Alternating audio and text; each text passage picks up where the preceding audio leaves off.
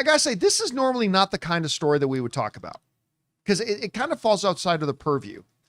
But while we definitely have a presence as the John Campea Show on audio podcast feeds, and by the way, guys, if you're not subscribed to our audio podcast feed, you really should go and subscribe to it. Go and subscribe to us on Apple Podcasts or Spotify. So that way, if you're driving or commuting or in the gym and you want your John Campea Show hit and you can't have a YouTube video on in front of you, you'll have that ready to go. So make sure you go and subscribe to it. But also where you can find our video show on Spotify. Do you know, Rob, that for 2 years in a row, we have been in the top 1% of all Spotify video podcasts?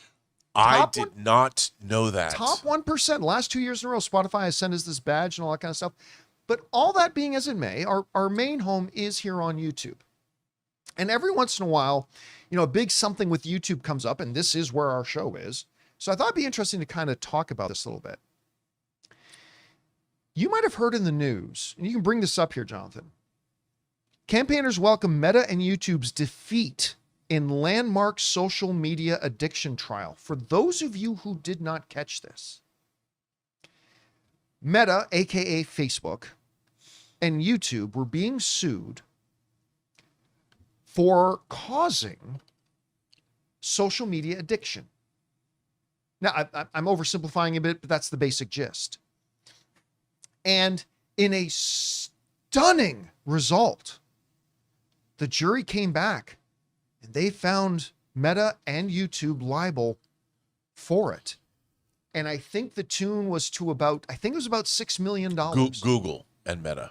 Google. No, I think they specifically say YouTube, but at any rate, they're getting, well, at least here in the headline says, welcome Meta Google and YouTube's defeat in landmark social media. But of course they are owned by Google. Yeah. Anyway, the article goes on to write about this. Parents and campaign groups seeking tighter restrictions on social media have welcomed a Los Angeles jury handing down an unprecedented win for a young woman who sued Meta and YouTube over her childhood addiction to social media. Jurors found that Meta, which owns Instagram, Facebook, and WhatsApp, and Google, owner of YouTube, intentionally built addictive social media platforms that harmed the 20-year-old's mental health. The woman known as Kaylee was awarded $6 million in damages, a result likely to have implications for hundreds of similar cases now winding their way through U.S. courts. Meta and Google have said they disagreed with it. Of course they do. A spokesperson for Google said this case misunderstands YouTube, which is a responsibly built streaming platform, not a social media site. But speaking to BBC Breakfast, Ellen Rome, who is herself suing TikTok after the death of her son, said the case was an enough is enough moment. It's been proved not safe and social media companies need to fix it. Okay. By the way, saw an update to this. There are over 2,000 other cases now coming. Yeah. Not to mention I believe the number was 237 school districts might be planning on suing them now as well. This isn't hyperbole. This could change social media as we know it. I'm not saying it's going to eliminate social media, but this could change social media as we know it. Now, look, on the one hand, I have kind of two different sides of my brain on this. On the one hand, there has to be individual responsibility, right? Like, we provide you a product. How you use the product is on you. And if you're a minor, that's on your parents, as long as we put in the appropriate safeguards. And I completely believe in that, right? Like for instance, there is a law that talks about in the earlier days of social media, like let's say I wrote something liable about Rob, and let's say I say on social media, Rob ate his neighbor's cat. It's rude. Very rude. Maybe I did. Maybe that's where Donald Trump got it I from. would say if that was a euphemism, that wouldn't be a bad thing. Okay. You really got to reel that. Anyway, so if I did that in the early days of social media, there was a thought that if I put that up on Facebook, that you could sue Facebook for me writing that on the platform. Now, that went through the courts and got adjudicated a bunch of stuff. And they basically came up with a law that basically says social media outlets cannot be held responsible for what somebody comes on and posts. And I think that's a good law. I think that the social media sites should have safeguards in place and try to monitor that as much as they can. That's reasonable, but you can't hold them responsible for that. That's one thing. But Rob, about a year or two ago, a couple of documentaries came out from insiders, whistleblowers who worked in Facebook, who worked in social media, and basically talked about, oh yeah, we know exactly what we're doing. And we studied how dopamine works in the brain, and we do all this, and we purposefully, intentionally try to get you addicted to the site. We set up our algorithms. Hell, even YouTube.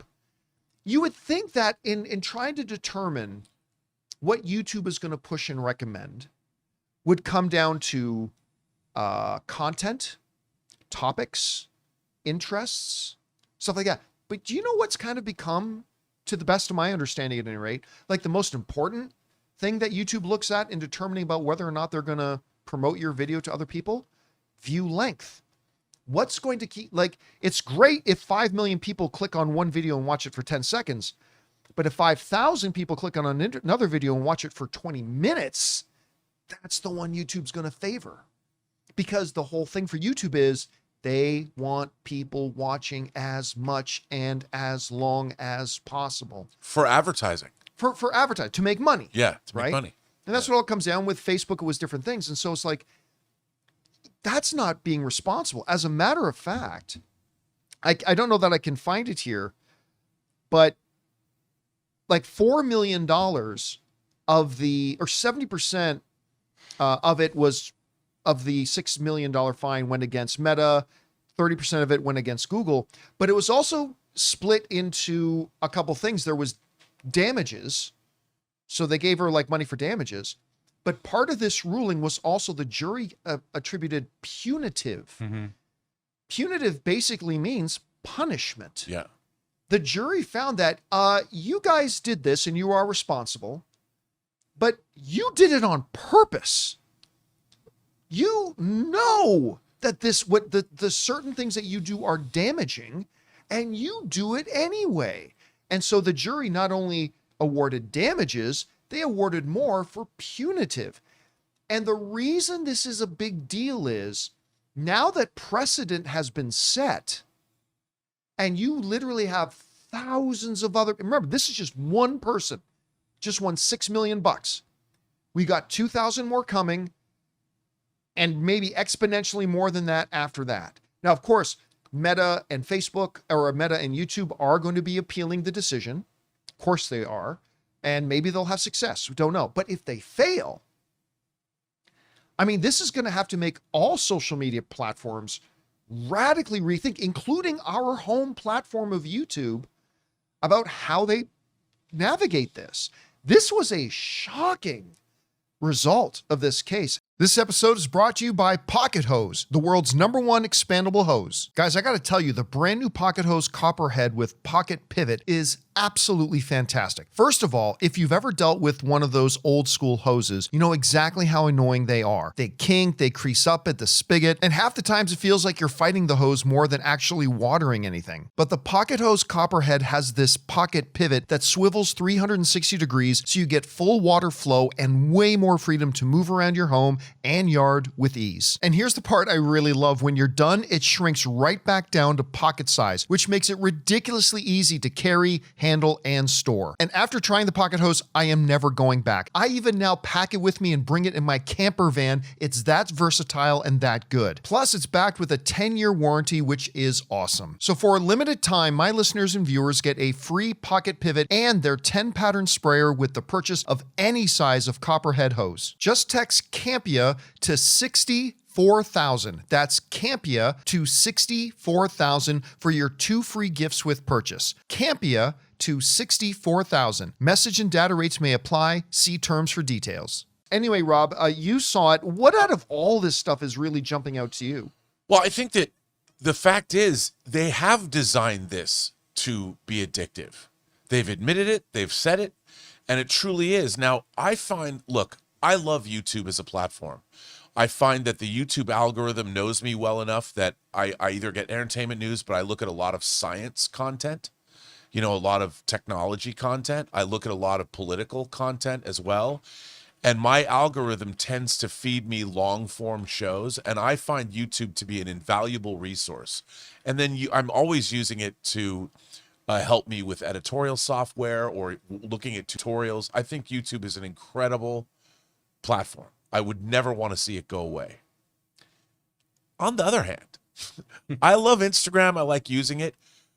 But even when I start scrolling and I start looking at things, I blink and 10 minutes have gone by. And I've been fascinated by how that works. I've tested myself. And I'm always like, this is insidious. And if you're a kid not aware of what that's doing to you, or you're not really thinking about it because kids aren't, they're not paying that much attention, it is incredibly addictive. And it is incredibly, and it's feeding you. It's every time you make a click, you're telling the system something, and it's using you to learn from, and it's using you to become better at selling advertising or making sure to force feed. I mean, we are the experiment. And I'm happy that somebody finally came out and said, no, you guys, you are doing this to people. This is really happening. We need this kind of reform. So I'm glad to see this result. I think it was something that was necessary. Social media is a great thing, but it's also a terrible thing. It's a continuum. The best thing in the world and the greatest thing in the world. The worst thing in the world and the best are happening. You've got to figure out. I mean, it's no wonder Australia is banning social media for people that are teenagers. younger. Yeah. To that point, I remember we were talking about the documentaries and all the whistleblowers. I remember the one guy who worked in the industry came out and said, basically, in a nutshell, he goes, we try to get them to stay on the platform as much as possible.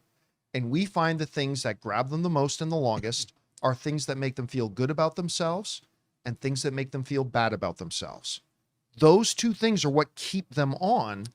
And it's like, you're talking about now showing that to 14-year-old girls. It's insidious. 16-year-old guys. I mean, it's that if you don't recognize that can be damaging, or if you don't care that that's damaging, damn right you should be held liable. So I don't know how this is going to change the platform. No, I don't either. I really don't know. I don't know what I mean, they're going to have to fundamentally change their business model. But they've made, TikTok, YouTube, Instagram, Facebook, they've all adopted those reels, that format. The endless reels. Yeah. Yep. And that's something that I think that's where they get you. By the way, also found liable was the TikTok thing, that the mother who sued TikTok over the death of her son. And that's going to change things too. And we're more focused on what can happen with YouTube here. But anyway, guys, again, a discussion that's a little bit outside of the normal purview of what we discuss here, but it's about the platform we live on. So I thought we would touch on it.